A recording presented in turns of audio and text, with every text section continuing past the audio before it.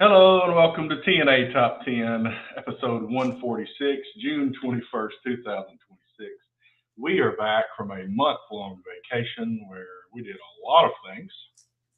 And we're back for 1 week, and we'll be going again next week, and we'll talk about that later. But I'm T. Weed. With me, as always, are Andrew and Allison Bay. What's up, fellas?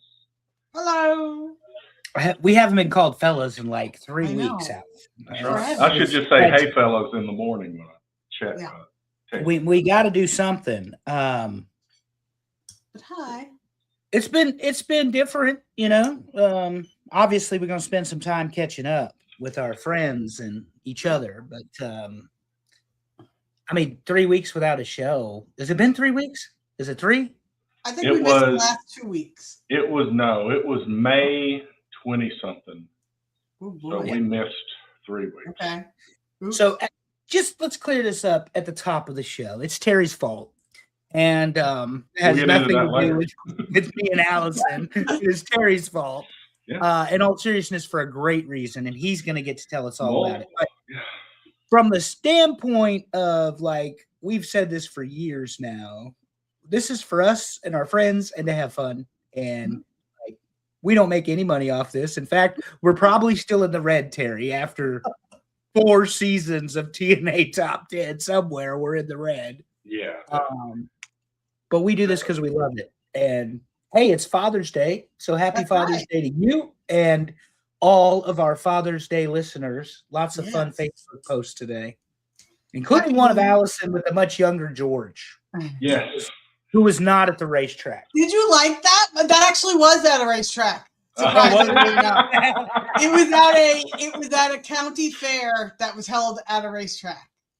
See, that is my father-in-law, and he loves the ponies, as we say in New York. The ponies.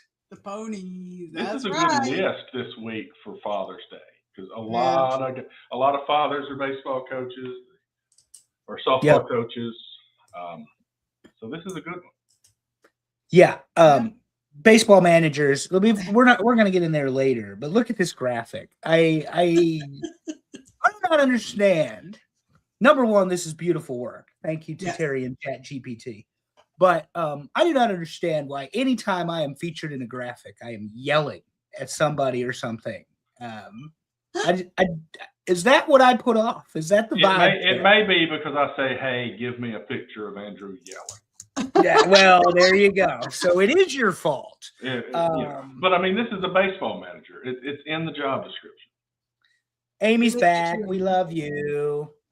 But yes, I would definitely be a yeller as a manager. We'll get into that when we start ranking these top 10. And by the way, here's a spoiler for anyone who didn't vote in the poll. You should do that, number one.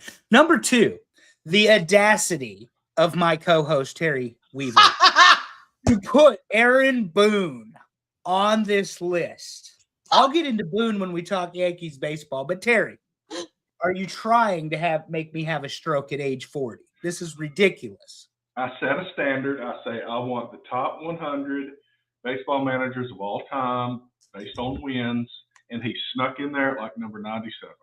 Yeah, he was not very high, but he was on the list. I bet I know who voted for him, and I wanted to wish him a happy first Father's Day to Devin, because I'm pretty sure it's his first, right? It is, yes, I believe so. But I bet he voted happy for Father's him. Day. I hope fathers. They're such apologists to the Boone people. I can't stand them. And like you said, we'll get into that when we decide to bench Cole today and hit Elmer. But anyway. Yeah. Oh, look. What is that? Fuck? Oh, no, that's FIFA. My bad. I thought you were putting I couldn't figure out a way with the black numbers to make it look good on the green, although I've got AEW with just the black, but I went ahead and just put it in a white square. I was lazy on this one. It's fine. Today we're going to talk a little baseball. We're going to talk, a lot of baseball. And we're going to talk soccer, and we're going to barely touch on wrestling today just to make room for stuff. Although they do have a Night of Champions pay-per-view coming up. Yeah, next week. So 17, 18 matches? No, because it's Night of Champions. Afternoon of Champions for us. It's WWE. I'm sorry. That's right. Yeah, that's WWE.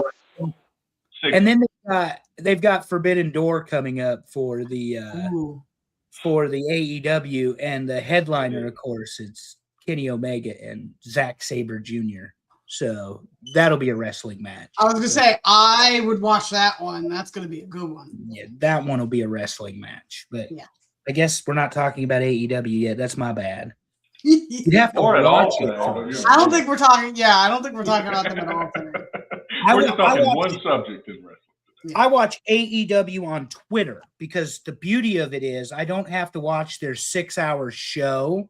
Yeah. And I don't have to watch their 6-hour show because they immediately post whatever happened Correct. right after. So I can get all the highlights on the Twitter, which I still call Twitter, even though it's X. Well, but, when I type twitter.com and it quits taking me to X, Exactly. I'll quit calling it Twitter. There you go. Amy's point, she says she thinks she's going to start watching AAA. It looks like it's getting good. Amy, I've been watching AAA for a long time. It is phenomenal. I highly recommend it. I now watch more AAA than I do NXT. Because it's so entertaining.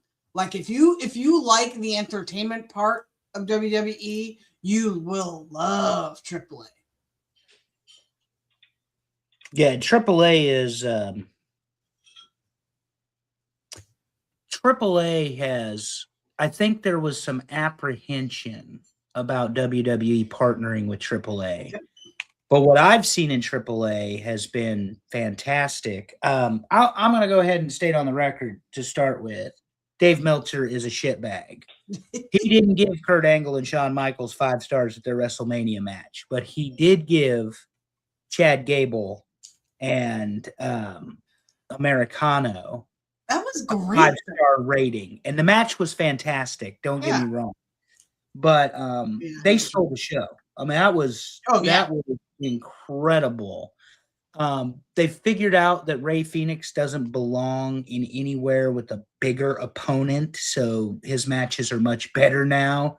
Of course, Penta strutting ass like he does. So I think AAA has been really good. And of course, when you have John Bradshaw Layfield being inserted into it, it just because he knows how to get heat. And that's correct. He plays that character perfectly. You know, the old, I mean, he was Trump before Trump 12 years earlier, you know, with the whole America stuff and Eddie Guerrero and all that. So anyway, it works. It works out. Mug. Terry's mug. Look at Terry's mug. Oh, I saw it. Well, if I drink it left-handed, it says that's what she said. Oh, it's even better. I love it. I can't drink it left-handed. My microphone I'm not even using. Why do I even have it down here? I don't know. I guess you guys can hear me just fine now. There you go. Hey, we're professionals here. At least that's what we tell ourselves. Listen, so we have this group chat between me and Allison and her brother and his wife, Val. And he had the audacity to respond to me with Michael Scott memes. And I told him we don't do that here. We My don't brother and I love The Office. Love The Office. And loud and clear voice, for the billionth time, The Office ranks right near Taco Bell for things that I absolutely despise. I mean, he keeps trying to get me to break up with him, but like, seeing as we're not a couple, it's so hard. But well, I already told you that we're gonna walk in Vegas, and that about got vetoed. We need to fire our travel agent, by the way. August in Las Vegas. Terry. Y'all should have been born some other month, like October. Well, so here's what it is. My brother's birthday's in June. Mine's in July. And my mom is September. I'm turning 50. My brother just turned 45, and my mom's turning 75. So they're all pretty big birthdays. Yeah. And no matter when we pick, it's going to be in the summer, basically. So, yeah. Hannah looks fabulous for 75. God, right? Constantine, not so much. He needs to do better. But, you know. Where do you think I got it from? Come on. Okay. Woo! Speaking of traveling in a bunch of cities, we've got a bunch of people from all over the world in the United States, Mexico, and Canada for the World Cup. And there's so much content online about this. Of course, I had to get Auburn in there, upper left corner there. That's the friendly game between Argentina and Iceland a few weeks ago. Upper right corner, that's a lady with a Cabo Verde flag. We saw several of them when we were walking through Atlanta. This guy, Freddie, who's all over the place that everybody knows, he went to Buc-ee's and thought it was the greatest thing ever, as it is. And then I've seen stuff about Waffle House. They act like Texas Roadhouse is just the best restaurant ever. And then the Dutch went to Dutch Brothers. That was an interesting one I saw. Yeah. So as a Buc-ee's supporter, as you all know, I send merchandise to my friends when I go to Buc-ee's. So everybody knows when I've been. Although Terry's and Amy's went late, still I sent the merchandise on the Buc-ee's. These people absolutely crack me up because they don't have anything this godless in Europe, apparently. I mean, they're worried about building cathedrals, and we have gas stations with 150 pumps that, like, if you go to the Buc-ee's in Florence, South Carolina, headed south from where I live, it is the Atlanta airport of gas stations. It is so busy, but it is efficient. It is clean. It is overpriced for a gas station. But Buc-ee's, as we all know, is not a gas station. It is an experience. They just happen to sell gas there.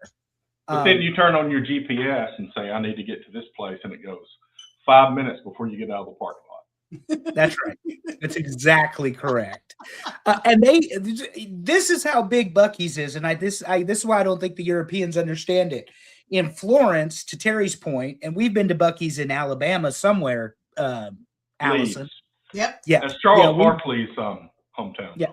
We stopped there. Yeah. And because, of course, it was Buc-ee's, we didn't really need to stop. We Allison chose had never been to a Buc-ee's before. We were Oh, yeah, you got to go. Yeah, so she went. But anyway, to Terry's point, there are multiple complex traffic directions at the Florence Buc-ee's. You have roundabouts, yield signs, stoplights. I mean, just to get back on the interstate at Buc-ee's. I'm not making any of this up. So whoever designed it is actually pretty intelligent because it does flow very, very well and seemingly is incident free. But yes, in terms of a gas station, it is outrageous, but it is not a gas station. That's why we buy shirts from Buc-ee's for $17.99 a piece and send them to our friends. And they've got a jerky wall, and I appreciate a jerky wall. What about the brisket? Let's talk about the brisket. Everybody around here loves pork, but I'm all about the beef. Brisket. So when they do their Texas-style brisket sandwich and the thing genuinely weighs half a pound, that is gluttony. And that's what these Europeans are not used to, is the gluttony of the Buc-ee's. And my favorite trash cuisine, the Waffle House. Terry, the man said from Australia, they could do Waffle House there. Absolutely. He said it would take over, and I believe it. I think Australia is a little bit closer to us than the Europeans. But you know, the other reason for that is Australia was a prison colony. Everybody in the English Empire that got sent to Australia, they're much more like Americans that way. They can survive a Waffle House. Just a little bit trashy, not classy. I watched this guy talking about the Texas Roadhouse, and Allison's watched a bunch of these. She sent them to me. The dude was amazed we throw peanuts on the floor in this country. No, man, you just eat them and throw them on the floor. That's how it works here. It's so much fun to watch because, you know, I know a number of people have seen this and coined the phrase or whatever, but it's like your cousins came over for a sleepover, even though your parents are fighting and they're your favorite. Right. And everything I have seen, and I'm going to say this, and I truly believe it, we're kind of trying to apologize for the state our country is in, okay? If you look around and see what's happening with all of the Europeans who are here, it's amazing to watch. It's the Scots took over Boston, and it's been like I live closer, so I get more of the social media than you guys do. But it's been insane. It's been insane. I heard somewhere where the Scottish, they drank 3 times as much beer as as is normally drank on St. Patrick's Day in Boston. Yeah. Yes. And they took over. They took over. And then they took over the baseball stadiums, which was also fantastic. Yeah. Yes. But to Allison's point, we traveled to Costa Rica 60 days ago, and you couldn't find more gracious and loving and kind people who, despite, to her point, what goes on in this country, didn't treat us like that. Yep. Correct. I will say the beach resort place we went with Conchal was far more used to Americans because of the way they acted. But when we went to Arenal, everybody knew us, to the point where the driver remembered us, that drove us 4 hours from the airport. 15 more minutes. 15 more minutes. Yeah, 15 more minutes. Just walk 15 more minutes. It's fine. Just like I'm going to tell her when we go to Vegas, it's right over there. It's right over there, which Allison loves. But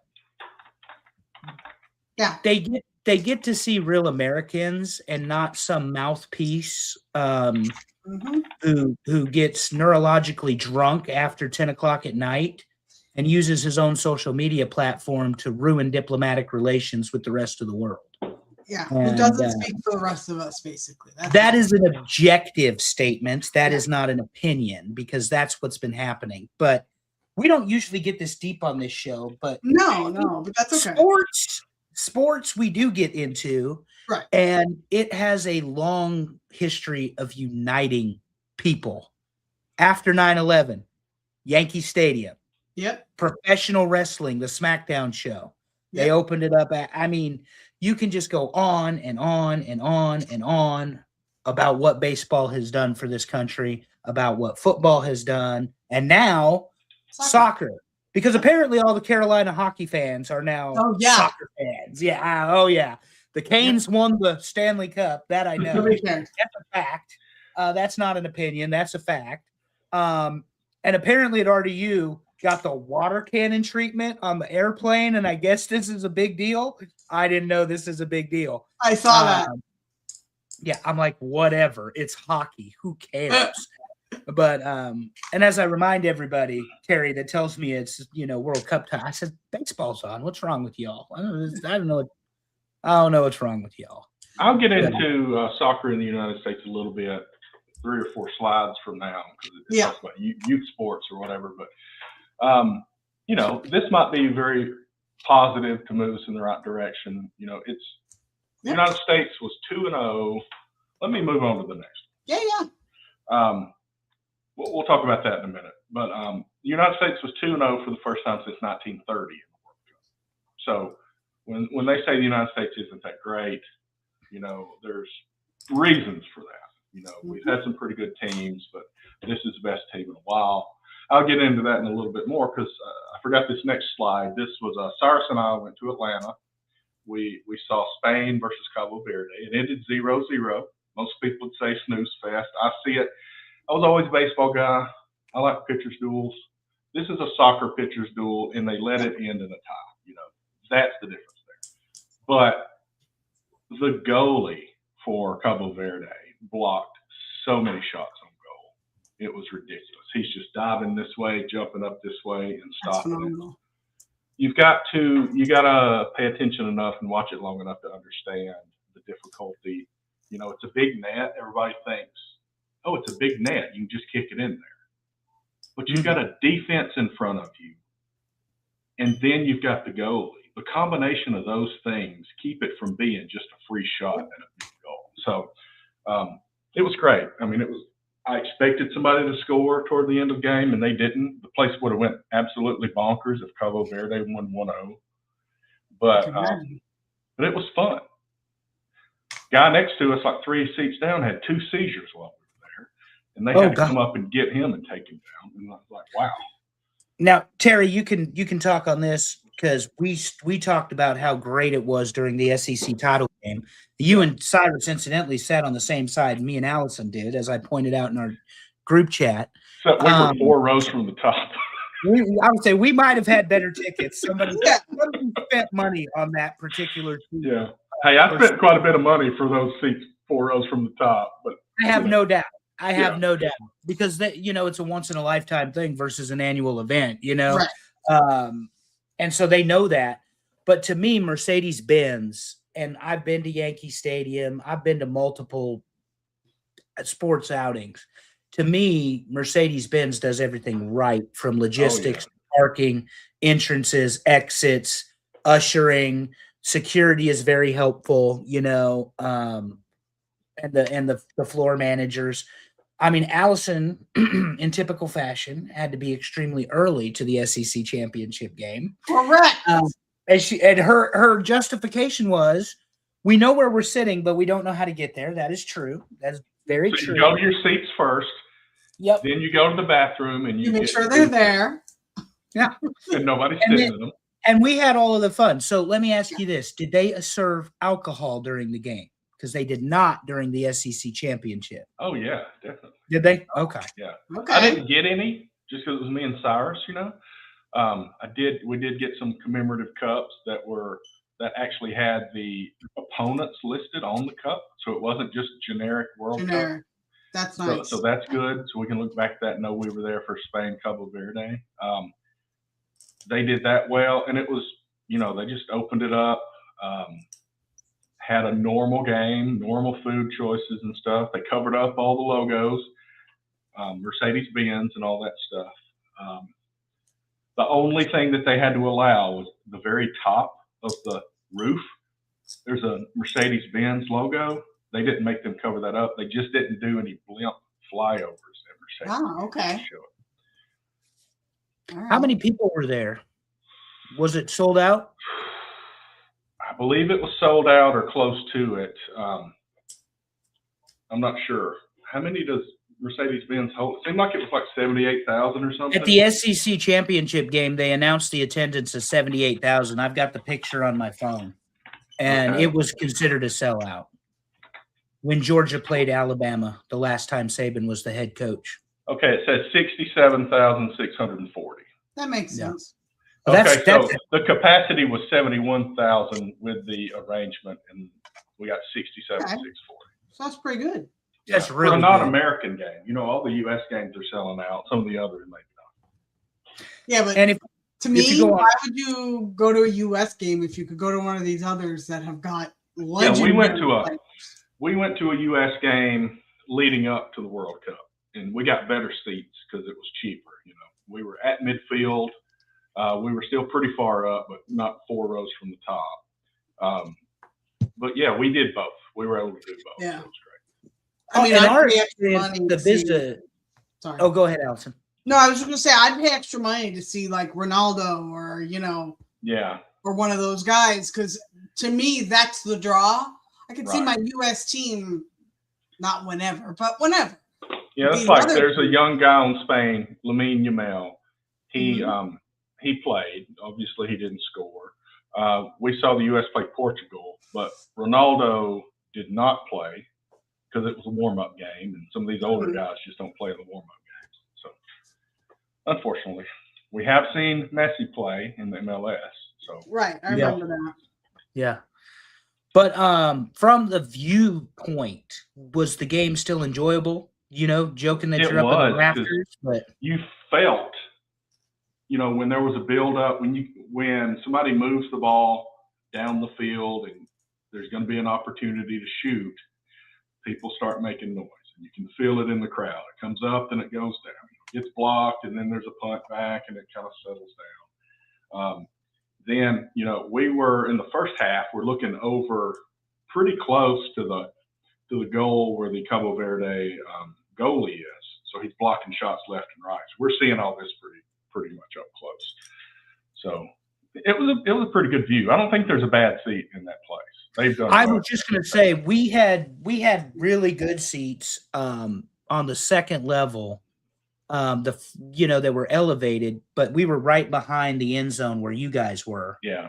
And I mean, Yeah. you didn't need the big board necessarily to see everything, in Right. Mercedes-Benz. So to your point, it's a really well-designed,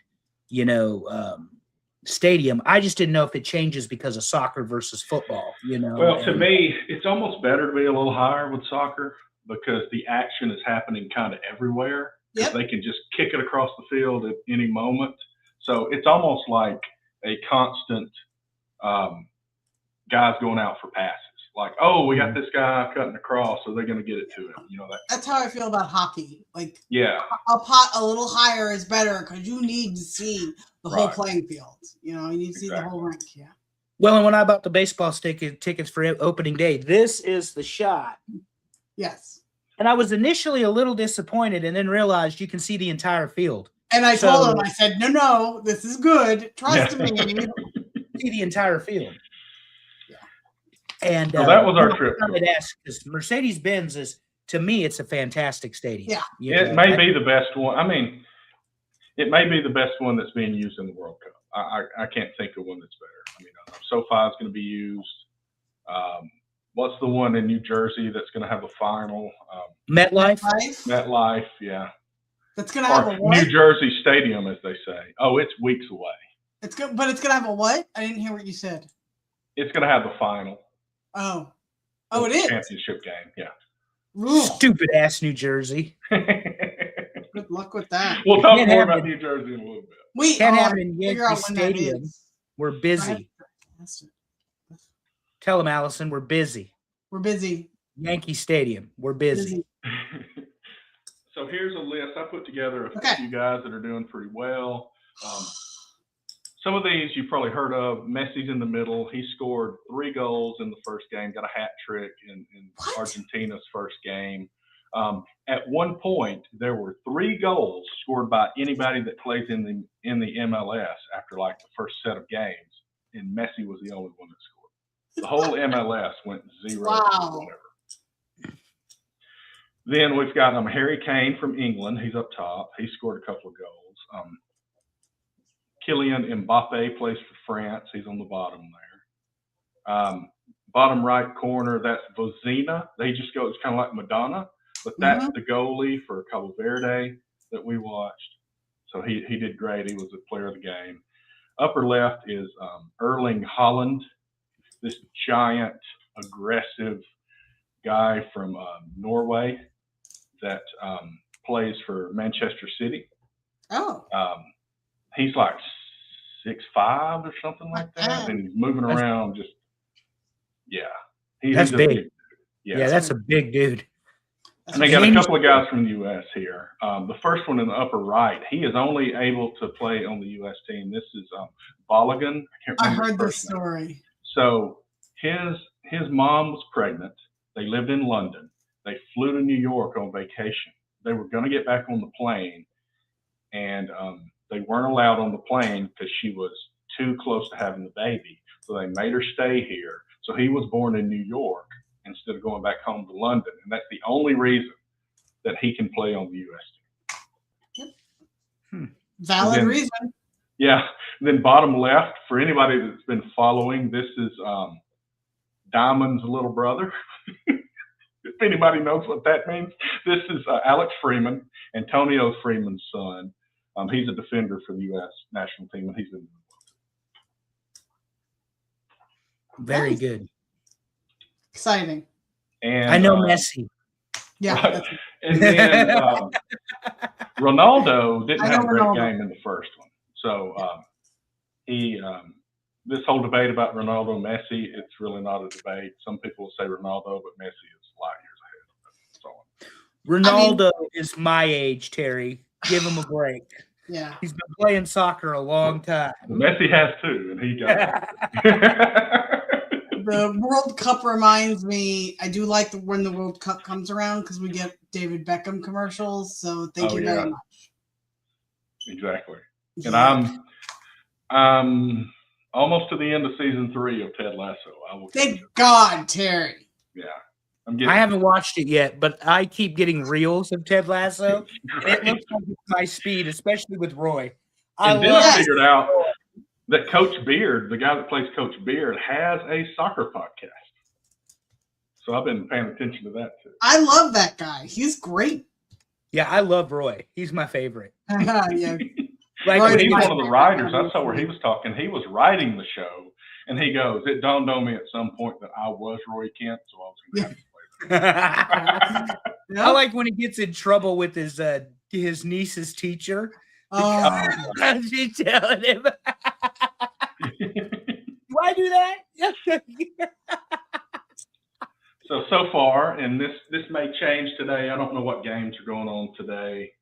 Maybe not, but the only three teams that are currently, somebody else is happening right now. Yeah, I saw that. I think Spain had the one tie, so when they had their win, that did not push them into qualification yet. They will qualify unless it falls apart. But United States, Germany, and Mexico are the only countries right now who are in. All right. Good luck, USA. And we are currently in the group stage. For those that don't know how this works, there are groups of 4, and they play each other, all like round robin against each other. And then the top 32 of the 48, so I guess the top 3 of every one of the groups of 4 goes on to the knockout stage, which is just a regular 32-team tournament. Okay. So only these teams have qualified because it takes a long time. I was going to say, one game a week. Round start. It's a while because we're still in the second set of games. There's some teams that have only played one game so far. Okay. So it takes a while. But keep that in mind because the next thing I'm going to talk about is the reason we're off next week. So you think about that format, and we're doing the same thing in youth soccer next week, and we're going to be in St. Louis. So we are, I pointed out the 5 locations where we're going to have regional playoffs. We've got, it was like Norco, California or something. Looked like it was close to San Diego. I don't know. That's the West. They've already finished theirs up. 2 teams from San Diego won. There's one in Fort Worth, Texas. I assumed that blue thing was Dallas-Fort Worth because soccer is huge in Dallas. St. Louis, that's where we're headed. There's one going on right now in North Carolina, and then there's one in New Jersey. And then the top 8 teams across the country meet in Richmond, Virginia for the National Cup. So we'll see what happens. So if Cyrus makes it, when is the Virginia one? It's mid-July. I don't remember the exact dates, but it's like a 2-week break, and then you go. So it's like, hey, everybody, use this time to take out a loan. Yeah. So you can go on yet another surprise trip. Okay. So that's kind of where that is.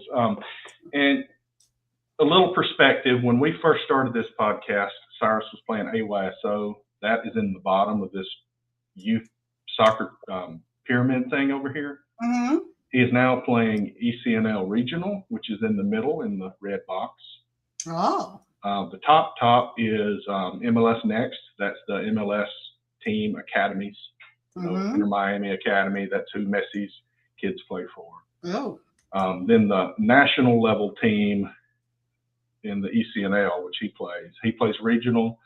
He's like in the Division 2. The Division 1 is right above there. So he's playing pretty high level competition. They're doing well. We're proud of them, and we're heading to St. Louis and to see if we end up going to Richmond. Exciting. Mm-hmm. Depending on when it lands, Richmond is only a couple hours from my house. And it's close to my birthday is what I was thinking. Well, hey, I'll let y'all know. And like I said, I may be taking out a loan to get there, but we'll see. Yeah, you can all have Messi. I'll take Cyrus Weaver. I was going to say, we don't care about USA. Cyrus is my favorite soccer player, even if he's an angsty teenage boy. He's still my favorite soccer player. Well, they all are. No, don't take any pictures, Dad. What's wrong with you? Like, let's not commemorate our victory where we're going to a national championship tournament. Exactly. So that's what I'll be doing next week instead of having a show. So we're going to miss another one next week. And we've had several warm-up games. That's why we've missed the last few. We played a couple of games near Atlanta a couple of weeks ago. We did well there. The teams that we played well against are playing in North Carolina right now, and they're doing well. So that bodes well for our trip to St. Louis. Mm-hmm. We did play a couple of the higher level teams and got beat, but that's kind of the expectation because we're a tier 3 team, they're tier 1 and 2, so that's kind of what you expect. Trying to get sharp. Well, and yeah, you're never going to get better if you don't play someone who's better than you, and that's just a fact. Big fish in small pond doesn't get better. Yeah, that's just a fact. You'll never get better if you don't play somebody better than you. That's right. So somewhere in all of this may be the U.S. men's national team players for, I don't know, 2052 or 4 or whatever the year would be. Okay. Well, good luck to Cyrus. We're rooting for Cyrus. We don't like any other soccer players right now. Cyrus. No, who was incidentally, as Terry will remind you, supposed to be a baseball player. But that's right. Hey, that's how it works out. And that's probably good because I'm learning as he goes, and I don't know enough to yell anything from the sideline, so I just said Terry is saying he's dangerous in baseball, though. He knows enough. You don't want me on the sideline. Umpires don't want to see me, so they don't have to see me. About kids not going after how you name them. I mean, I named my kid's nickname is right out of a superhero evil villain, and my kid couldn't give 2 shits about superheroes or any of that stuff. And I'm like, come on. All right, this is my Speaking of superheroes, we got Danhausen in the news. Let me tell you. Look, I'm a New Yorker, but I was never a Knicks fan, so I wasn't going to jump on the bandwagon. But if you haven't been paying attention and have been living under a rock, Danhausen was the best thing to happen to the Knicks this year, and I don't care who says different. It was the funniest to me story that ever happened. So what happened? He got into a fight with Stephen A. Smith, right? Was that what happened? Was that who he got into a fight with? Or some guy? Well, Stephen A. Smith gets in a fight with a lot of people. So I think that's who he got into a fight with. And so he cursed him in the Knicks. They lost, and they begged him to uncurse the Knicks. They uncursed the Knicks, and I think they went, 10-1 or something? Yeah. They lost. And the only game they lost was the game that Trump was at? Yeah, they went 4-1, and I think the game Trump was at was the one they lost. Yeah. Needless to say, champions Danhausen is now forever a part of Knicks history. And if my brain serves me correct, the last time the New York Knickerbockers won a world championship, Phil Jackson was actually playing for them. Yes, that Phil Jackson. Yeah, probably. That's probably about right.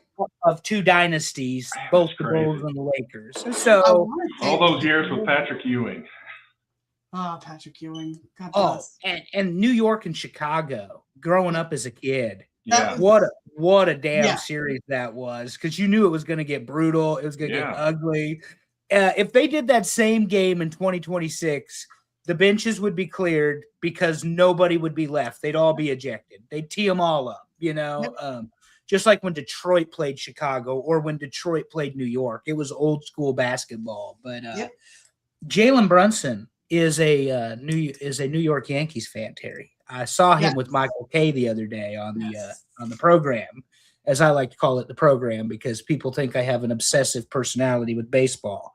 So I was watching my stories the other day, and Jalen Brunson happened to be on during my stories. But anyway, the Knicks thing is great. I did pull up while we're on Danhausen, although he's in WWE, even though that looks like, that is the WWE graphic. That's when he came out of the box. I did see on SmackDown, and we're going to talk a little wrestling, that somehow Sami Zayn has been important again and is now entered into the Cody Rhodes versus Gunther match in a 3-way after screwing Gunther out of the title on SmackDown. So, well, to be fair, he tried. To be fair, I hate Sami Zayn in this I know, spot. but he did try to do a clean match, and so it just didn't. It was yeah. Well, now we're going to get Cody crying because he, oh, you broke the rules. I hope he kicks his face in. I can't stand Cody Rhodes. It's another multi-man match. Terry's happy. Multi-man match, Terry's favorite. Also, main event Jey Uso drew Obafemi in the finals of the King of the Ring. So, in my opinion, this goes one of two ways. Jey wins because of Brock Lesnar, or Oba wins because they're setting up Roman and Oba at SummerSlam. But SummerSlam's in Minneapolis, the home of the Beast. And if he's really going to retire, then... And Willie Thornbrew, who we haven't acknowledged, has made some comments. Willie, welcome to the show. We apologize. We're sitting here talking about soccer. In Saudi... it makes sense, but they've had that opportunity before. Right. They had it in Montreal with Roman for the world title. They had it, in Saudi a couple times now. And I don't believe that WWE booking is all in on Sami Zayn. I don't believe that he wins that title. What do you do with him if you give him the title? You do nothing. No. Well, and the problem is Cody's the face of the company, whether you like it or you don't. Like I do, I think he's got the most punchable face in WWE, but I just can't stand him. Well, you can tell you can tell he's so insincere and he's such a politician, and it's disgusting. I mean, anybody that has to name themselves QB1, I've stated this loudly and clearly multiple times on this show, but you don't give yourself a nickname, dumbass. You let the other people give you a nickname. So I cannot think of anything more pretentious than the man coming out to call himself QB1 and then Michael Cole gagging on it 87 times while he calls him QB1 just annoys the ever-living piss out of me. So, that's where I'm at on Cody. And Roman is ratings, but I think that they wait for Obafemi and let the summer cycle finish out. But he beats Lesnar, he gets the title shot. Yeah. But I don't know that Lesnar loses in Minneapolis. So, because that is the home of the Beast, where he won his national championship in wrestling. 105 victories in the heavyweight division and college level. It's insanity. Also, because I am that friend and I love to torture you both, I pulled up the Forbidden Door card here on the Twitter machine. I didn't even know there was a card already. Well, at the top of the show, where is our friend Amy? I have an announcement to make in case you didn't see it, which I'm sure you did because you may or may not still be here. Yeah, I'm sure you did because you are obsessed with FTR. Apparently, they announced on Twitter they're stepping away from wrestling for a little while to do personal things. It could be a ruse, but Dak Harwood, who's so brilliant, he put that out there. Yeah, someone check on Amy, please. Amy, are you all right? Oh my God, now I'm worried. Yeah, I saw that on the Twitter. But this is your show. Will Ospreay versus Swerve Strickland promises to be a banger. Banger. Damn it, Mercedes Moné is back against My World or Maya World. I don't even know who that is. I have no idea who she is. Yeah, Kenny Omega versus Zack Sabre Jr. Yes. We have Umino against Pac. That should be pretty decent. Tekla against the Starlight Kid. No clue, folks. No clue. He sounds straight from a video game. Yeah. John Moxley holding the Continental title designated for the best wrestler in the world into AEW anyway, off of a 5-on-5 no holds barred match. Is taking on Bandito for some reason. Then we have a 3-team tag match, Terry, because you got to get the multiples in here. We've got the Sky Team, whoever they are, versus the Young Bucks. And then, what is that? Unbound Company. So no idea who 4 of these 6 people are. We got Christian and Not Edge wrestling the Dogs. And I know who the Dogs are. That's good.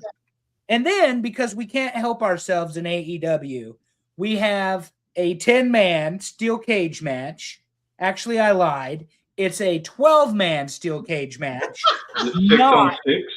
Not blood and guts. It's 6-on-6, Terry. Oh wow. And we That's have where I start not liking it, when the teams get big. Yeah. Kevin Knight, Andrade, Okada, MJF, and Kyle Fletcher, and some other guy who I don't recognize, taking on Roddy, Orange, Kyle, Darby, Jay Briscoe, and Konosuke Takeshita. Oh wow. And then at the buy-in, because we have to have a preview match so the New Jersey boys can get on there, What? we've got Divine Dominion, the AEW Women's Tag Champs, mind you, on the pre-show against Thunder Rosa and Olympia, whoever Olympia is. So there's your rundown. I'm going to give a analytical description of a 12-man cage match. Yeah. One ring, 12 men, one referee, cluster fuck. Now that is an analytical term used to describe Tony Khan booking. That is an absolute clusterfuck waiting to happen. How are you going to shoot 12 guys in a ring? It's bad enough when they do the war game style match. Now you've got one ring, cage, 12 guys. At some point, the door will be open, You think? and then it'll be even more chaos poured in. And that pay-per-view is next week, next Sunday. They're both next week, aren't they? One Saturday, one Sunday. I think the Saudi show is Saturday. Yeah, Saudi is in the afternoon for us on Saturday. And safe travels to all of our people. There's a lot of things going on in the Middle East. Like, nobody wants to see anything bad happen, you know? But we're still stubbornly going to go ahead and have a wrestling event bought and paid for by the House of Saud. So, again, not political. Those are facts. They did pay for the show. Anyway, so yeah, a 12-man tag match, because we need that many people inside of a steel cage, Terry. Crazy. And really, there was way too much one-on-one, so Tony's just making it up to you to get all 12 guys in there. That's really what that is. Well, thank him for me. Yeah, I'll be happy to. What's his number? Oh, wait, he blocked Oh, me. God, no. Yeah, after the CM Punk debacle, he blocked me. I think I actually am blocked on Twitter by Tony Khan, but would not be surprised. well, I just may or may not have accused him of being being an astronaut. So anyway, just a little high. All right. Woo! Let's talk some baseball. Let's. It's been a while, and this Nice update story. standings, teams didn't move too much, but the Yankees are now in first place, so that happened. Yeah. Yes, and as long as Tampa lost or didn't play today, they're still up by 2. But yeah, so they lost No, today. they played the Braves today. Did Tampa win or lose? Oh, never mind. The Braves were playing the Blue Jays, not the Rays. That's right. Yeah, so the Rays and the Yankees have implemented small ball thanks to all the muscle being on the bench. We got $115 million between Max Fried, Aaron Judge, Giancarlo Stanton, and $22.5 million single season paycheck to Trent Grisham, all on the injured list right now. The bright spot is the shirt right here, Terry. Yes. This is Cam Schlittler. I got this from the John Boy Media Store. Everybody should go there. Very comfortable shirt. He doesn't sponsor. I didn't know John Boy had a media store. Oh, yes. He's got merch. He's got swag. Yeah. So Schlittler, 1.71 ERA, 8-3, 2 wins with no decisions. You know, Yankees wins with no decision. The man threw 91 pitches the other day, hit a batter, walked nobody, gave up 4 hits, 6 innings, 13 strikeouts. Yeah. Career high. So that's why he threw 91 pitches. But like Jacob Mezorowski, it's movement, placement, and velocity. And so you're seeing more and more of this from these guys. Schlittler 6'4", walks around about 225. Mezorowski 6'7" and 199, according to his what would be the back of his baseball card, Terry, like when we were kids.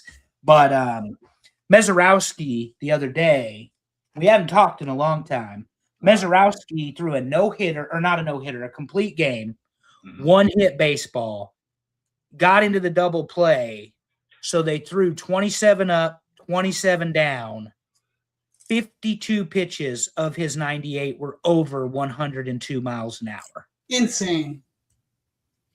And he never lost the velocity. And that last strikeout, that ball moved so much. And, I mean, he just hammering people right now. But like I said, he's a string bean, 6'7" and 199 pounds, but probably the best pitcher in baseball right now. Schlittler's in the conversation, but, I mean, when you got a guy touching 102 miles an hour for over half his pitches, Yeah. I mean, there's just nothing anybody's going to do. And it's not fastballs down the middle. I mean, he's up, he's down, he's in the zone, he's on the hands. Right. You know, the ball starts out and cuts in. I mean, he is a specimen as a baseball pitcher. I might have a crush on him, full disclosure. But yeah, Fried is, so not your type. yeah, Fried has started to throw. It's a baseball crush. Lighten up, lady. Fried has started to throw the bullpen, so that's good, which means now the Yankees have the question, who moves to middle relief? And it's probably Ryan Weathers, because it's going to be Cole, Fried, Schlittler. There's your top three. And then you got Rodon, Warren, and Weathers. And I would imagine it's Weathers. And Elmer got called up today to give Fried an extra day off. Or not Fried, Cole. And the damn Yankees can't get anybody scoring and anybody in. They left, I don't know how many people on base because I didn't even want to look. And left runners in scoring position multiple times and lose 5-1 to the Reds at home. But they called up Elmer. Elmer did fine, I thought, but he got no run support. You know, you can't leave that many batters on base and win ball games. But the Yankees have been playing a smaller version of baseball because when you take the nuke of Giancarlo Stanton out of the lineup and you take the best right-handed batter in the history of baseball out of the lineup, you better find something else to get you runs. And they scored 22 runs against the White Sox in the first two games and then lost the third game, but and only scored one. But it is baseball season. The Yankees actually have a winning record in June right now, which is not been something they like to do. And they pushed they pushed to you said 2 games up on the Rays. When I looked, it was 3, so maybe there's a little bit of a Well, no, if the Rays won today, it would only be 2. So but the Yankees have played more games, if my math is correct, than the Rays. A couple more. But that's how it is with the Dodgers and Braves, because the Dodgers have extended a big lead on the Padres to 9 games, and the Braves are only 0.04 percentage points above the Dodgers because, like you said, the Dodgers are playing more games. And I don't want anybody to sleep on Shohei Ohtani and how great he is. I watched him at the Mexican restaurant the other day. They were watching soccer, so I turned the baseball on, and he had a blister on his finger and gave up 4 runs, and he completed his outing with the blister just pouring blood right out of the tip of his finger. Shohei still got it. But the Dodgers, there is no answer for the Dodgers. No. And there's not in the West for sure. But the stupid-ass Mets are losing 6-1 right now to Philly, Terry. So the thing you need to worry about is Donnie Baseball has the Phillies playing really good baseball right now. They're about to be 33-16 since he took over. And Spencer Strider came back, and he doesn't have his velocity with him. So that's going to be a problem. Yeah, can't throw meatballs. And like the starting pitching of the Yankees, the only reason they've won 46 games. I ain't going to lie about it. This is the only reason they've won 46 games. When you take chess pieces like Judge and Stanton out of the lineup, because every manager has to figure out how to deal with the guys like that. And they're not in the lineup, Right. And then they're beating 500-plus teams, but they're doing it with small ball, stealing bases, running well, small hits. And I think we see more and more of that as baseball progresses, because you're going to have the Meserowskis of the world around for a while, the Cam Schlitlers of the world. Mhm. They're going to throw heat.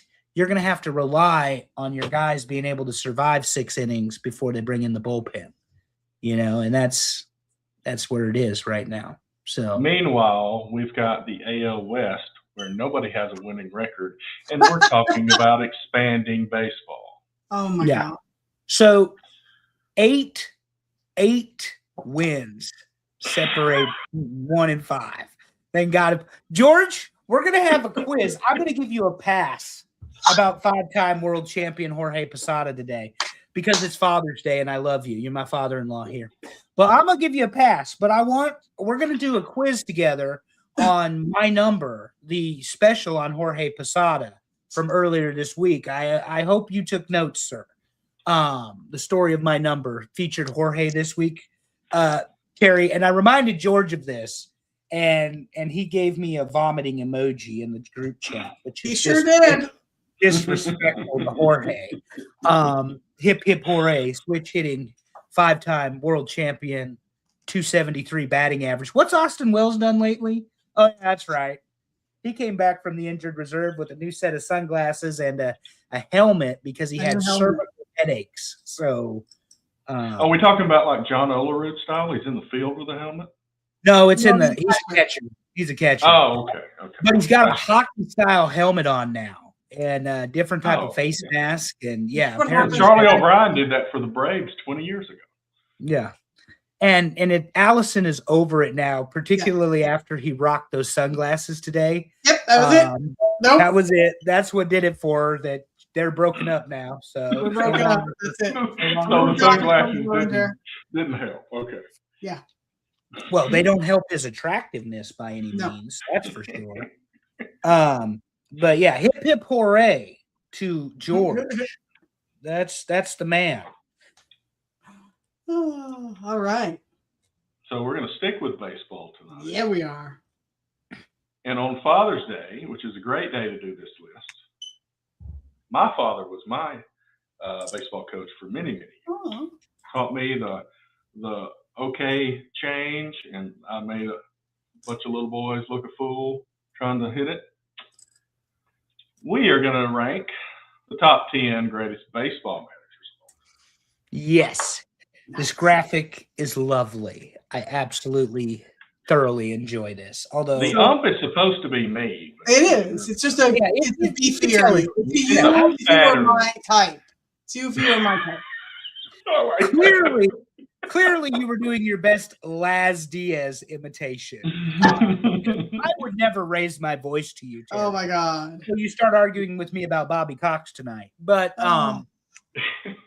fun fact: I actually did some research on these baseball managers because Terry went deep. When I saw Washington Senators on the list, I said, "Oh, we're going that far back." Okay. Spiders was on the list too, which, if you don't know, the Spiders, that was the name of the Cleveland team. Cleveland Indians, here's a little history. We got to get into this. So they ended up having a bunch of Native American players on their team, on the Spiders. So they said, why don't we just call ourselves the Indians? And that's where the Indians came. Nice. Yeah, I love the Cleveland Indians, particularly from the movie Major League. And that's where the love starts and stops. As long as they're the Guardians, they will always be trash. Cleveland is a trash town. I don't care if they're the Spiders, the Indians, or the Guardians. And on the hate list of Yankees hierarchy, they are number one. Correct. They are number one. We do not. I just don't know why they didn't become the Spiders again. We hate the Mets less than we hate the Guardians. Right. I mean, it's just. I hate the Mets. Let's not go too far. But they're the stupid ass Mets. They're like little brother. You've got to, you just. I mean, right now it's 6-1 or 7-1. Harper just hit a home run, so Terry. Okay. Johnny Baseball got him playing in Philly. Before we start talking about actual managers here. Oh, before we get into this, I do need to mention, so it's not forgotten. We are 2 games deep in the best-of-3 series in the College World Series finals. 1-1. Yep. Yesterday, Oklahoma beat North Carolina 9-3, And Woo. today, North Carolina beat Oklahoma 6-2. So game Damn. 3 and the final game will be tomorrow at 6 p.m. Central, so 7 Eastern. Yes. Right. And to answer that question, Matt, apparently StreamYard scheduled this for Central Time, which is why you thought it started at 9. But we're glad you're here. And Amy, you are an intelligent friend of mine. Don't put Aaron Boone on anywhere near greatest managers list. She meant to not put Aaron Boone That's on what I'm her. saying. She's Yeah. smart enough to not put him on the list. I knew what she meant. I read it the correct way I because know. no one would ever let Booney sniff this list. I mean, his whole lineup today was trash. We didn't even get into it. His whole lineup was absolute garbage today. You got Cody Bellinger in the DH instead of playing left field where he belongs. You got Spencer not in the DH. You put Dominguez out there. You got Caballero playing left field. I just absolutely. Boone is not a manager. He also let Garrett Cole throw 38 pitches in the 5th inning of a World Series game. The Yankees were winning. So I'm out on Boone. Okay, let me pull this up so I can actually see stats a little bit. So because I didn't put them on the thing. Oh, good. You're gonna give us facts. No, just the ones I already gave you when you voted. I'm just gonna okay. I will say that this list should be very Yankees top heavy. Yes. And it is not because I am a Yankees fan. No. But there are 3 eras of awesome Yankees baseball represented by 3 managers on this list. Mm-hmm. And I would have it and I'm sorry, not Billy Martin there, Allison. I would find it very hard to believe that those 3 are not in the top 10 because of who they managed. So anyway. Okay. See, that's okay. We'll get into that discussion because that's who they managed is Yeah. You want to manage Gehrig and Ruth when they're in the middle of a pissing contest over who gets to hit the ball into what side of the field? Come on now, Terry. I love the John Goodman movie about Babe Ruth. Yeah. Where they're walking up the stairs and somebody says, "Hit it where they ain't," and he goes, "They ain't over the fence." Here's the ones that just missed the list. Oh, Dusty Baker, I like Dusty Joe Baker. McCarthy, John McGraw, and Terry Francona.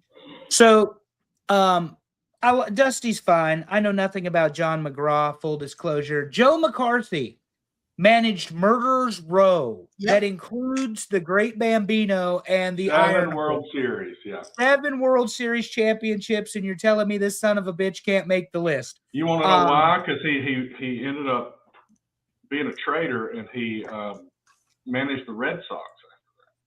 Well, that's probably true. And then let's talk about Terry Francona. No.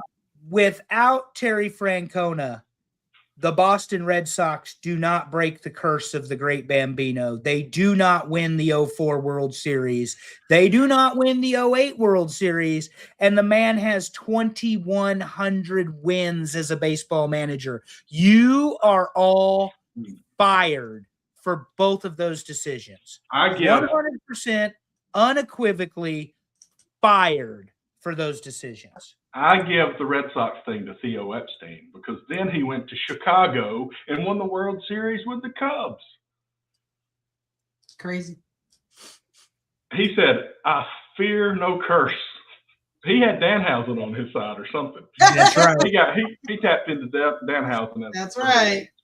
Yeah, but McCarthy had a hell of a job trying to manage all of the egos. Oh yeah, I mean 7 World Series. That's why I put the number of World Series instead of just the wins. Yeah. And the teams they coached. Exactly. John McGraw coached the Orioles and the Giants and won 3 World Series. No, and I just don't know anything about him. Back when they didn't even have the name of their team on the front of their Yeah, I was going to say, that's so long ago. I don't actually know him. But our audience and our voters are fired because even though Allison hates how much I love Terry Francona, that 2004 run, down 3-0, they bust Mariano, they win 4 straight, they sweep the World Series. A lot of that had to do with his management decisions. Yeah. Who he hit, who he sent in. And, you know, it didn't help or didn't hurt that he had Pedro and Manny and Right. Big Poppy and, all of the rest of the Red Sox Johnny Damon, I'm going to miss somebody, Veritek. So anyway, yeah, Francona 100% belongs on this list. And by the way, I believe an active manager in the Hall of Fame. So he is actually already in baseball's Hall of Fame. Crazy. Yes, Amy, Big Poppy, David Ortiz. That is correct. That's right. You asked us about nicknames the other day, Yeah. and I'm going to go ahead and tell you that there is at least one manager with a nickname on this list, and he is number 10, Sparky Anderson. I'm guessing that's not his real name. And I look, think he should have been higher. He was the manager of the Big Red Machine in the 70s. Yeah, and you can tell that Sparky is an old school manager because he's got a pipe in the dugout. That's why I picked this picture. There is no tobacco use in the dugout anymore, which is why Aaron Boone looks like a fool blowing bubbles with his double bubble gum. That throwing a handful of sunflower seeds in like he's going to be able to chew them all. Insanity. But yeah, the Big Red Machine. I was watching some Yankees videos I know you find that hard to believe. They're my stories. What? But yeah, exactly. You all have days of your lives. I have New York Yankees baseball. And the Big Red Machine in 76, wasn't it? Took out the Yankees in the World Series. They won it in 75 and 76. I'm not sure which year. So they took the Yankees out in 76, and the Yankees won it back-to-back in 77 and 78. But, yeah, the Big Red Machine was one hell of a baseball team. And anyway, I mean, it is what it is. So that's what it was. It was Paul O'Neill and whoever he was talking about 76 because it was the battle of the catchers. It was Johnny Bench and George, help me out, the catcher in 76 for the Yankees. Oh, not Yogi. Oh, shoot. It's right on the tip of my tongue. I just heard this the other day, and I looked it up. And Thurman Munson. Thurman Munson, thank you. Because Thurman Munson won the MVP, but they lost the World Series. So, anyway, Battle of the Catchers. I like him because his name almost sounds like Herman Munster. Yeah, Thurman Munson. Thank you, George. You're a little late to the show, but I appreciate it. And Munson also reminds me of the movie Kingpin. If you haven't seen that, it's funny, but I don't suggest you Oh, go God, that's a good one. Oh, it's such a dirty comedy, old Roy Munson. There's parts I will bad. not watch. I'm not skipping this part. So bad. Number 9, Billy Martin. Hell yeah. Oh, He was Billy. hired a record number of times. Steinbrenner fired him in his introductory press conference. This is, to me, Billy Martin is the excellent representation of a New York coach. Annoying, loud, keeps getting fired, and thrown out. Just, yeah. And only won one World Series in all those 10 years with the Yankees. Only all those trips, he only had one. He also coached the Twins, Tigers, and Rangers, and the A's. Yeah. Yeah. Yeah. All those, maybe in between managing the Yankees, he was at those other places. Yeah, the problem is, Dave, you're old, and welcome to the show. Happy Father's Day. Nice of you to show up. Father's Day, Super Day. There are at least 3 Yankees managers better than Billy Martin, and one of them didn't make the top 10, and you're all still fired. So that's all I'm saying. Okay. All still fired. Number 8 is one of my favorites, and I got several favorites, by the way. Okay. One of them didn't make the list. Uh-oh. Number We'll 8. grumble about that later. Oh, yeah. Oh, there he is. Lou Lou Piniella. Piniella. Oh, yeah. And I had to get a picture of him yelling at somebody. Yep. Yeah, This Lou is is great. This is childhood right here. Watching Lou Piniella yell on the sidelines. Yankees, Reds, Mariners, Rays, and Cubs. 1,827 wins and 1 World Series title. So much fun to watch. So good. Yeah. Piniella was so good. This takes me back to watching baseball with Grandpa because he always watched the Cubs. And Piniella, fantastic. So Good stuff. Super Day says he was my number 5, but F that guy. I guess I remember him most when I was growing up as the Mariners manager. I don't know. I think for me it was Mariners and Reds probably. Yeah. I just remember I would be watching Sports Center or Baseball Tonight, Oh yeah. and one of the clips would be he would get thrown out of the game and throw a fit and start throwing things, kick dirt and rip the base up and throw it and stuff. Now that you say that, I remember this as the Mariners, and I happen to, of course, obsessively watch baseball content. And so Tino Martinez, great What? first baseman for the New York Yankees, Allison's husband, was a Mariners baseball player. Yep. And Piniella has to tell him he's being traded after it gets leaked by the media. And they're well, Griffey's got the big contract. Johnson's got the big contract. And Tino's like, wait a minute. We just went to the division championship and I'm going to I'm being traded. And Piniella says, where do you want to go? He says, because I think he said there was the Yankees and someone else. And he said, well, obviously, I'm going to go to the Yankees. And Tino Martinez got his world championship, and nobody on that Mariners team did. So, right. At least as a Mariner.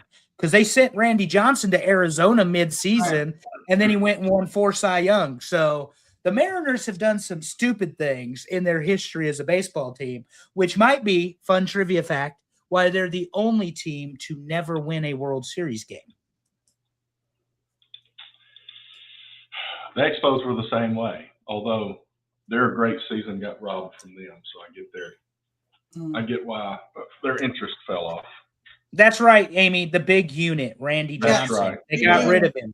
Arguably the best pitcher in baseball. At age 40, threw a complete game and won 4 Cy Youngs and a world championship with Arizona in one of the best World Series of my lifetime against the New York Yankees. And now he's a sports photographer, apparently. He and Ken Griffey Jr. So I don't know if it's a former Mariners thing or what.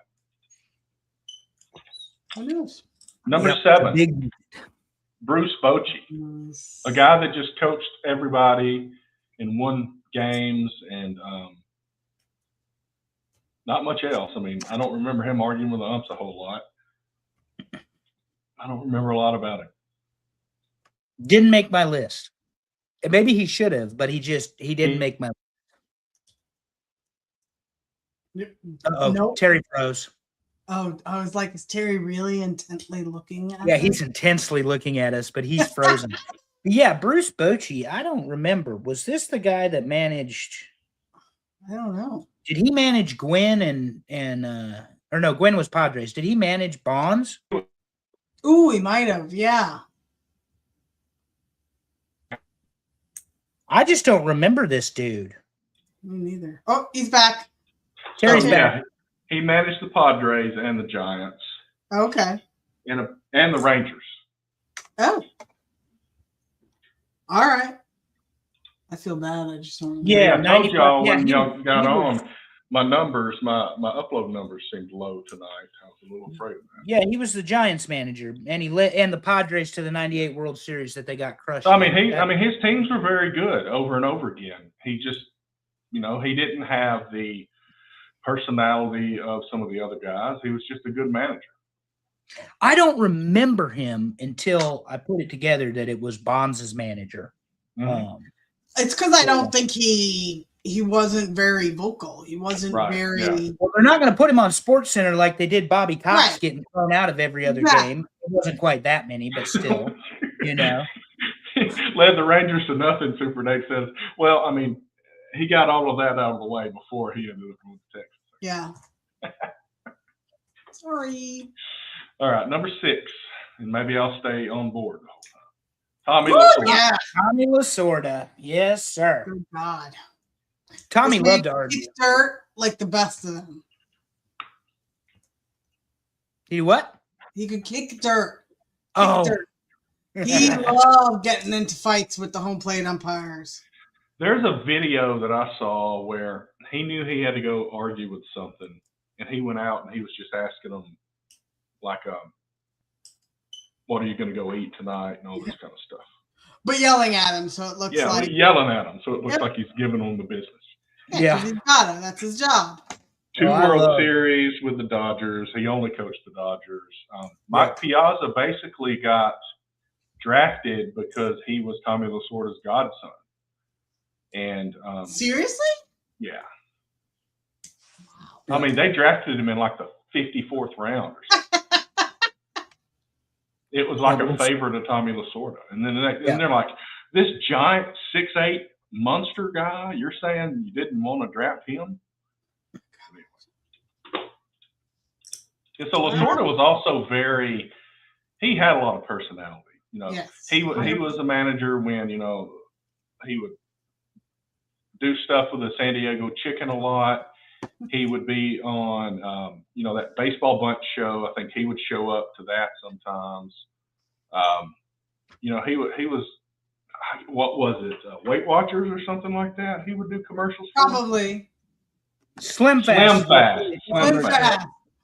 Oh my God. Tonight Yeah. Show regular.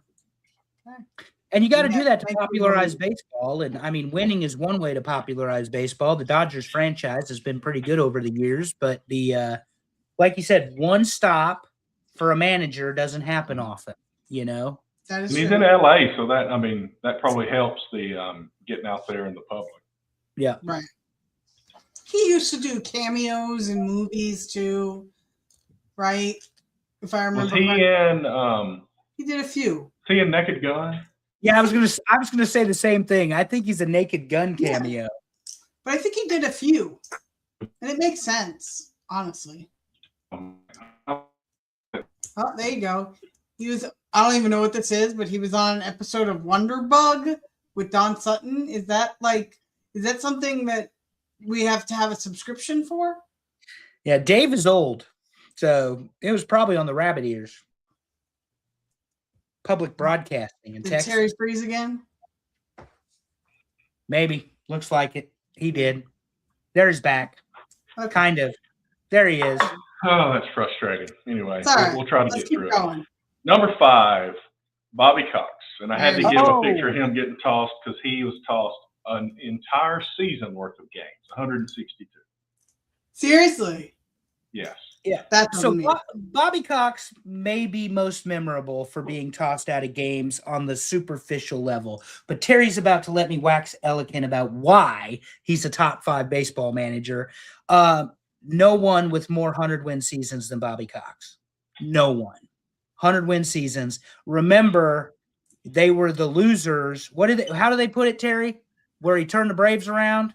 They went from they were in last place in 91 or something like that. yeah, but there's a cute way they say it. Worst but anyway, to first. yeah, worst to first. There you go. So Bobby Cox takes over the Braves, has an amazing roster when you look at it today. The pitching staff alone, they all have Hall of Fame rings and inductions. Right. But he won one World Series because he couldn't get by the New York Yankees, coached by the manager who is better than him, and it's okay. But he won one World Series. But Bobby Cox did more for Southern baseball than just about anybody you could name. Outhouse to the penthouse. Yeah, honestly, I give credit more to Mariano Rivera because that was the one piece that the Braves did not have the whole time. Was a closer? Yeah. Yeah.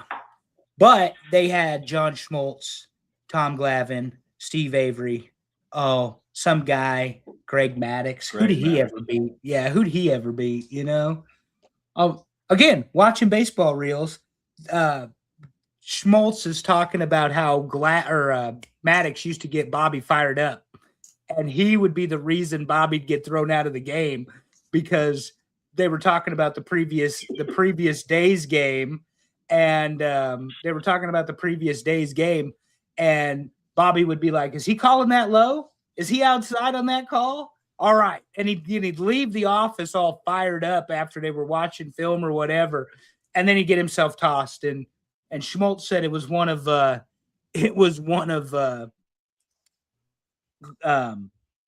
Maddox's favorite games is to get Bobby all wound up before the game ever started. And then he'd get him thrown out of the game. He'd get mad over a call that probably wasn't so bad, but it was Maddux just screwing with Bobby Cox. So, that would be you. I could see that. That would be you. Oh, getting them all wound up and yep. getting tossed. Yeah.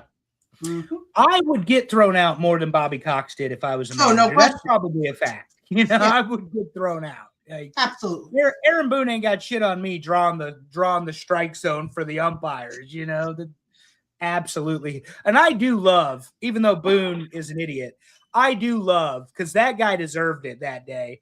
I love that he drew the strike zone for the umpire. You're here. You're here. You're here. You're here. Amazing. Pretty good. Pretty good. Number 4, Tony La Russa. That's hard Look to at beat. this picture. Holy cow. Yeah. So he Hard. coached the A's in the 80s, coached the Cardinals in the 90s.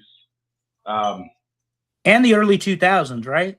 Yeah, in the early 2000s. I don't remember when he retired, but I mean, they all did really well. He coached really good Oakland teams. He coached McGuire. Yeah, McGuire Both and places. he coached McGuire and Canseco. 3 World Series, 2,880 wins. He coached the White Sox first and went to Oakland, and then he coached the Cardinals. Yeah. My grandfather loved Tony La Russa. So, you know, growing up in Iowa, he always watched baseball. And so that's where my grandma lived. And we either got the Cubs or we got the Cards. And sometimes you got them on the same game, which annoyed him because then he couldn't watch the other game, you know, because they were playing each other. It's only one game. Yeah, Grandpa hated that. So, you know, and he loved Tony La Russa. When they won that last World Series in St. Louis, he was, or maybe they only went to it, whatever. He was die hard Tony La Russa all the way. So, also the Cardinals have the second most world championships of any baseball team, followed by, you know, of course, led by the New York Yankees. But the Cardinals have had good baseball teams historically. For a very long time, yeah. And I remember, I mean, like, I know that people have their opinions on the steroid thing, but there won't nothing hotter in baseball than watching McGuire and Sosa chase that record of Roger Maris.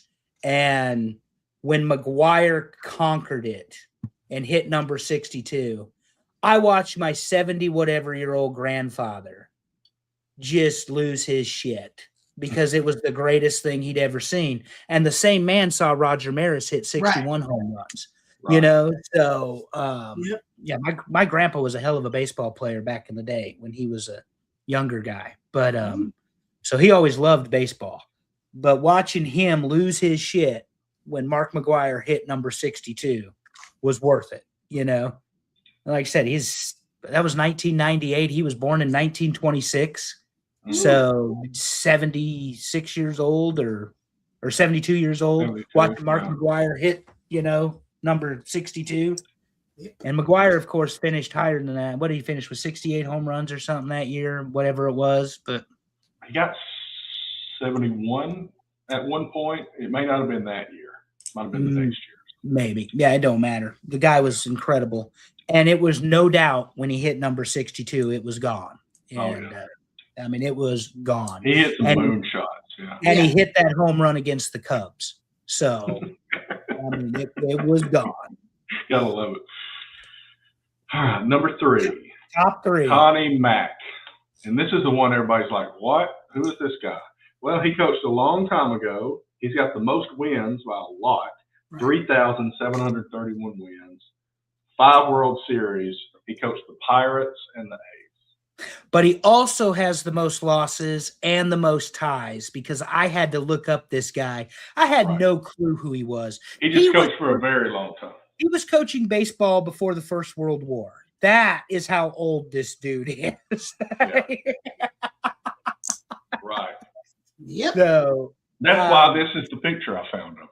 Yeah, he was coaching baseball before we got involved in Europe. So, yeah, just saying. Whatever. I put him in my top 15 because anybody that wins almost 4,000 baseball games as a manager, you know what you're doing. That, or like you said, Terry, you started managing at 18 and didn't retire until you died. I mean, you know, because even back then there weren't 162 games. So he obviously coached a very, very, very long Very time. long time. Yeah. Yeah. I didn't look up how many seasons, but it had to be a lot. Yeah. Yeah. Well, to have the most wins and losses, I don't think he was barely over 500, if I remember correctly. So maybe 600, but he wasn't a big winner. I'm looking him up. I had to look up Bruce because I couldn't remember who the hell he was. He actually had a losing record. Ooh, Yeah. wow. 3,948 losses. And he coached managed 7,000. Yeah. Yeah, 7,755 games. 53 seasons? That's insane. 17 He more coached from 1894 to 1950. Good for him. He deserves to be in this top 10. Just from that, I mean, they must have given him the team in preschool. Before you hit the button, I will only accept Torrey and Stingle, but in that order, by the way. No. Yes, ma'am. Wait, Tori number 1, you mean, right? That's what. Okay. Well, I disagree. Let's go. Well, let's number 2 is Casey Stingle. All right. And there was a move late in the voting. He was number 3 behind Connie Mack, and then he kind of took over later. I'm impressed, Casey though. Stingle. I'm impressed at our voters. This is good. Seven World Series. Championships. Yeah.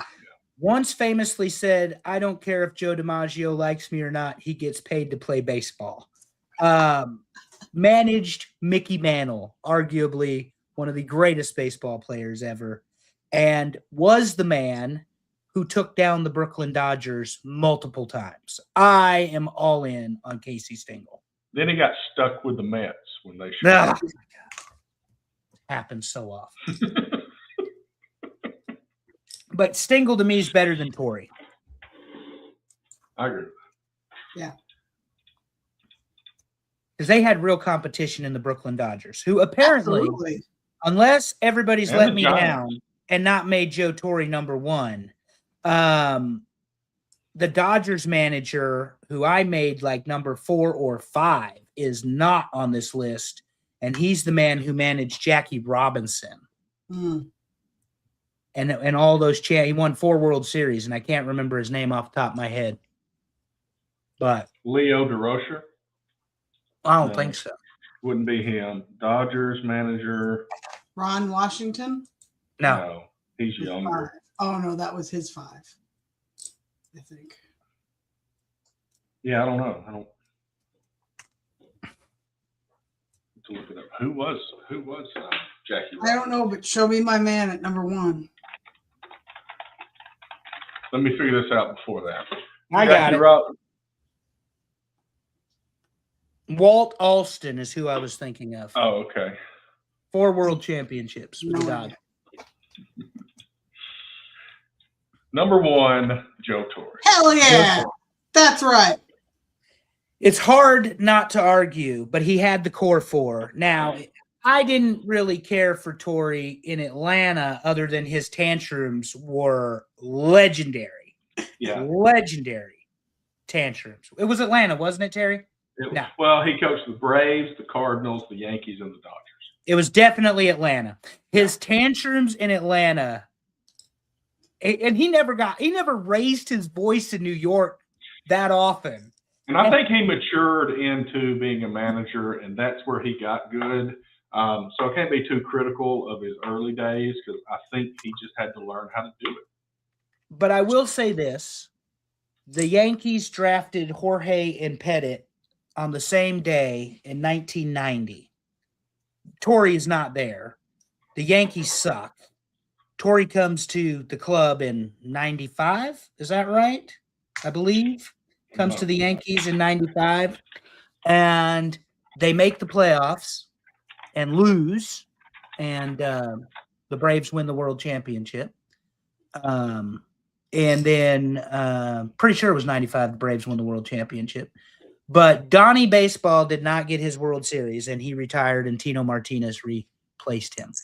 But Joe Torre also, go ahead, Terry. So he coached the Cardinals in '95, and then he went to New York in '96. So he's there in 96. Okay. So in 95, he went ahead and signed off on whatever manager was there previous to that did. And that was move Mariano Rivera to the bullpen. And to your point, 5 world championships came from that. Mm-hmm. When you've got the greatest closer in baseball history, and then you at Joe Torre decide not to bench Derek Jeter, a rookie who committed so many errors in the 95 season. And then you decide you're going to use a big left-hander named Andy Pettitte. And as much as George hates it, switch hitting catcher Jorge Posada. And you build the team around those 4. And they win championship after championship after championship. I'm going to say something positive about Jeter. When you have a lot of range, you're going to make more errors. Right. He made 53 errors his rookie season. He could have. Well, that's probably a big number, even if you haven't a lot. Right. He could have easily been DFA'd, and Joe Torre believed in Derek Jeter, and Joe Torre won 96 and could have won 97, and then they won 3, and then they won 09. So, 09 was Girardi, so he won 4 of them. But his team, Joe Girardi's baseball team, the core of it was developed by Joe Torre. Correct. Right. And Steinbrenner ran him out of town for whatever reason, and he shouldn't have. But the Yankees never missed the playoffs under Joe Torre, and they never had a losing season under Joe Torre. And they also won 100 games multiple times under Joe Torre. So it's a good number 1. I still think Stengel's better, but it's only because Stengel won 7 world championships. You know, it's had to deal with Babe Ruth. Well, Stengel, he didn't deal with Babe Ruth. Stengel came in he was 47. later. Okay. Ruth was dead. Yeah, he dealt with DiMaggio. Ruth was dead. Ruth was dead. Ruth was dead. What a way to put that. That's true. That's true. But Ruth was dead in 47.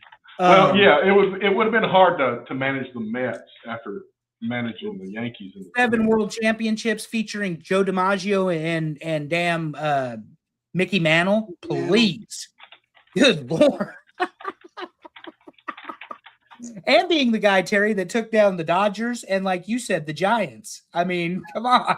That's right.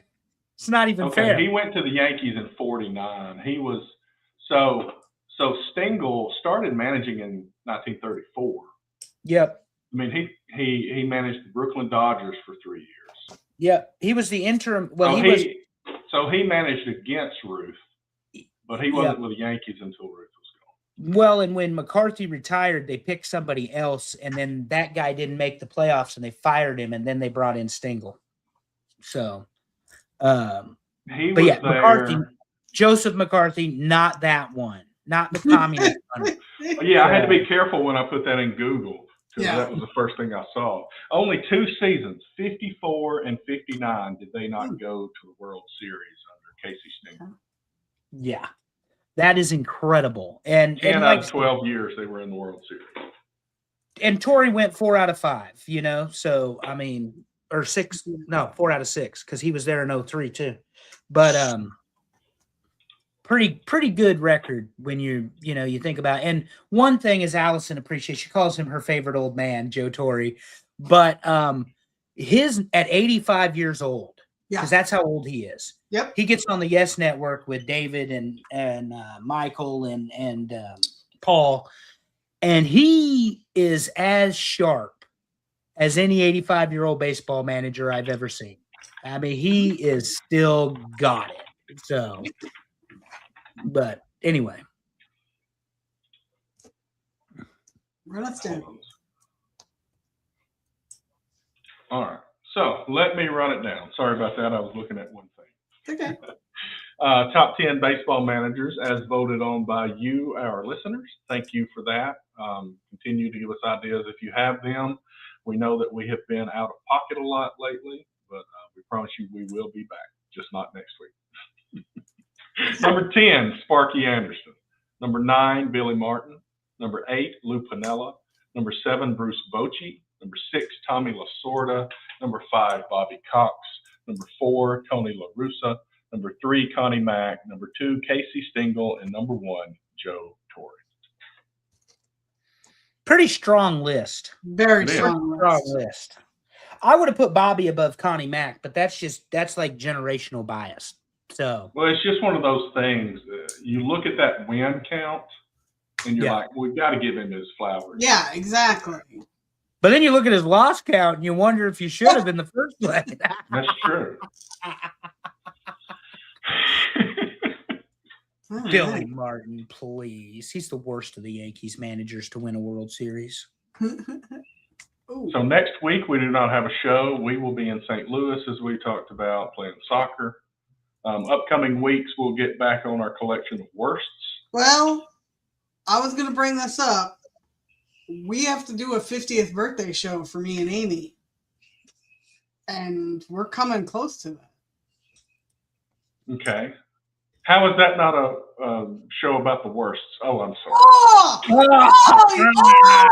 Oh. That's good. Oh, Well, we certainly won't be doing the worst songs at a kid's birthday party that day. But You know maybe what we might do? We might do a top 50.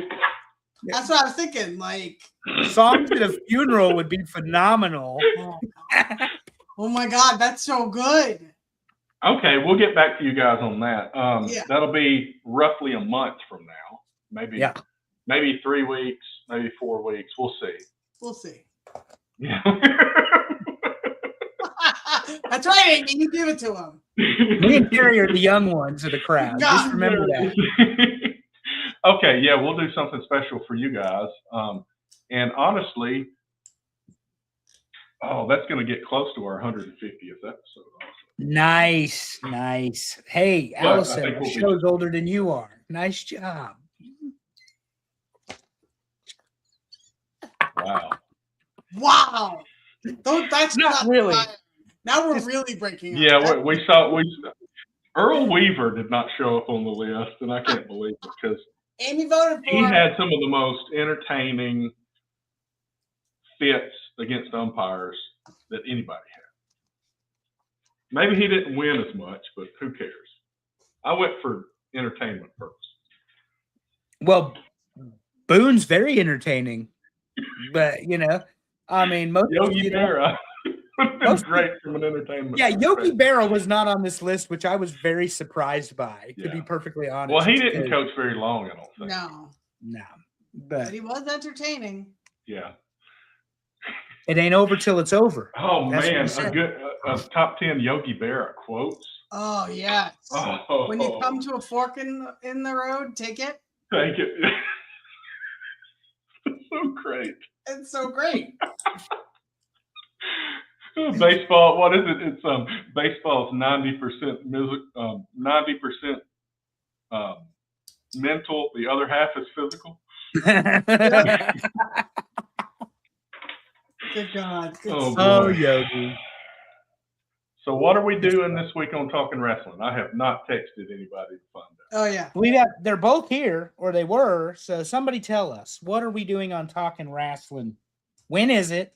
What hour Yeah. does it start? And what is the subject? I'll still be late even if they tell me. Even if Amy texts me right before it says the show is at 7, I will still be late. Oh, Yeah. here we go. Luke Roberts, St. Louis Independent Hall of Fame. Well, that's cool. All right. All right, we will learn about Luke Roberts. St. Louis Tuesday Independent. at what time? What day, what time? 6 p.m. Central. Okay, that's 7 p.m. Eastern Standard on Tuesday. Okay, thank you. And We I don't promise listen that they will not tell you the wrong time like I did.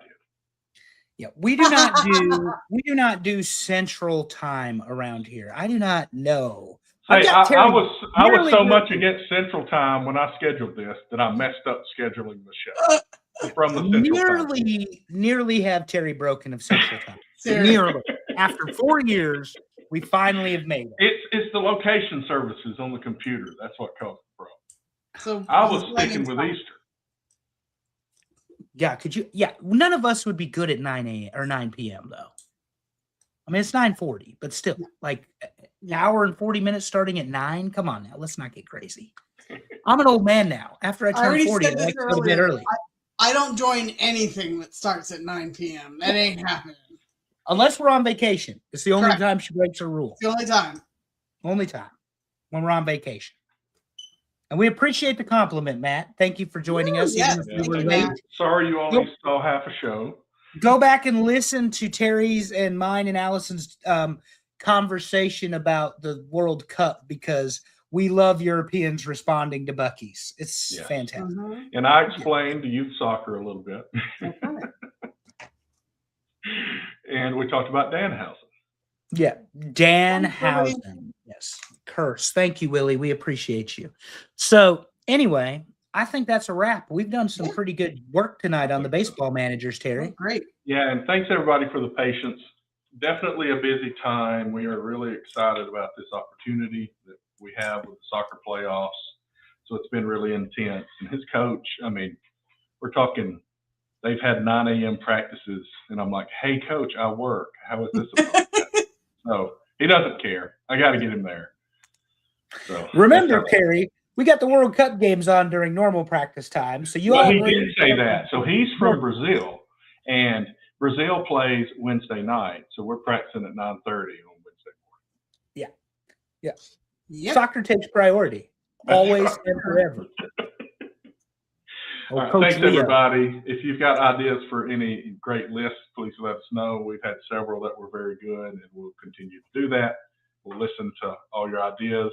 Some of them are a little bit more difficult, but we'll try. We've done lists that were difficult and it looked bad. We'll do it again. Who cares? Yeah, we don't care. It's all fun. And we all remember Terry picked bottle caps as a gas station snack. That's correct. And if also, you want to send me bottle caps, send me a DM. I'll give you my address. And he puts corn on pizza. Excellent. It's excellent. We love you, Terry. Happy Father's Day. Thank you. And happy Father's Day to all the fathers out there. I talked to my dad today. It was he was watching the Braves get their I talked to George this morning, and Andrew and I watched. Well, kind of. He was out, so we filled him in on the Yankees game, even though they sucked.